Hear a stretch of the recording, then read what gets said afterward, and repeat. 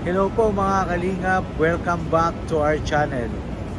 At kung hindi pa po kayo nakasubscribe sa ating munting channel, please subscribe and click the notification bell para lagi kayong updated sa ating mga video. At inaanyayahan ko po kayong samahan sa buong video na to. Dahil meron pa akong mga bagay-bagay na gustong sabihin sa inyo at gusto ko kayo ang unang makaalam nun. Kung wala po kayo ay wala tong channel na to. Kaya po ako ay nagpapasalamat sa inyong lahat. Maraming salamat po. Unang-una po sa lahat sa Panginoon at sa buong Team Kalingap. Sa pangunguna ni Kuya Bal Santos Matubang, Ate Edna Vlog at Kalingap Rab at sa K-Boys, Star Rock at marami pang iba. The journey begin. Isa na po tayong lehitimong content creator. Ayan po. So naabot na natin po ang pinapangarap ng natin dati na akala natin ay hindi natin mararating dahil hindi umuusad ang ating mga subscriber. Ibig ko pong sabihin, hindi nadagdagan ang ating subscriber, hindi nagkakaroon ng maraming view. Sa madalit salita, hindi po agad natin naabot ang criteria ni YouTube. Pero dumating po ang isang araw, blessing in disguise. Dati pinapanood lang po natin ang kanilang mga video, ang paglilingap sa mga kababayan natin na nangangailangan. Suddenly, pumunta po sila dito sa Hong Kong at nagkaroon po tayo ng opportunity na ma-meet sila in person at masamahan. At nakasama po natin sila ng ilang araw. Hindi po ako nag-expect ng anuman nang nakasama ko po sila, ang buong Team Kalingap. Inisip ko kasi ina-idol ko po sila at gustong-gusto ko po yung mga content nila na tumutulong sa mga kababayan nating nangangailangan, lalo na po sa kanilang lugar, dyan po sa Daet. At habang nandito po sila noon sa Hong Kong, nag-try po ako mag-upload ng video sa aking channel. Bali mga behind the scene lang po yun, BTS. Nagulat po ako, maraming mga nag-subscribe na Kalingap, solid Kalingap supporter sa ating channel. Doon po, nagkaroon po ako ng idea. Inisip ko na lang po sa aking sarili, ano po ba?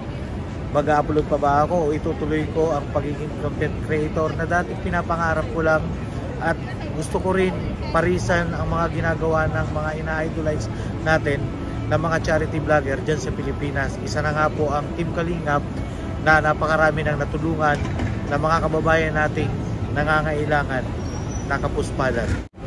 Sa madalit salita po, in one day na nag-upload po ako ng videos, nakasama ko po ang buong Team Kalingap. Nagkaroon po agad tayo ng maraming views. And then, nagulat na lang po ako the other day, na-reach na po natin ang 1,000 subscriber within 24 hours na dati lang po ay, sa tingin ko, ay siya ay 300 plus lang.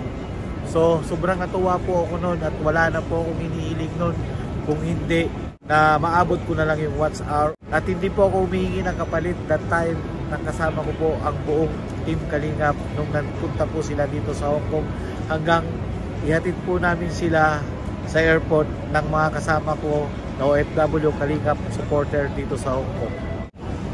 Ayun na nga po, isa na po tayong ganap na content creator dahil na-approve na po tayo sa ating apply. At ako po ay nagpapasalamat pong muli sa inyo mga Kalingap at sa buong Team Kalingap sa pangunguna ni Kuya Bal Santos Matubang, ama ng Kalingap, Ate Edna Vlog and of course Kalingap Rab. Maraming salamat. And then sa mga K-Boys, lalong lalo na sa iyo Star Rock, maraming salamat brother. Let's the journey begin. Isa na po tayong ganap na content creator. At ito pa po ang isang magandang balita na dumating na opportunity galing po sa Team Kalingap. Bali na invite na po tayo maging Kalingap Reactor. So tinanggap po natin yun, yung opportunity na yun. At ako po ay nagpapasalamat muli kay Kalingap Rab at kay Ma'am Marilyn TV at sa bumubuo po ng K-Roar. Maraming salamat po sa mainit na pagtanggap sa akin bilang Kalingap Rab Official Reactor. Maraming salamat po sa pagtanggap dyan sa akin sa K-Roar at gagawin ko po lahat ng aking makakaya at ako po ay gagawa ng mga reaction video na susunod po ako sa panuntunan ng Team Kalingap.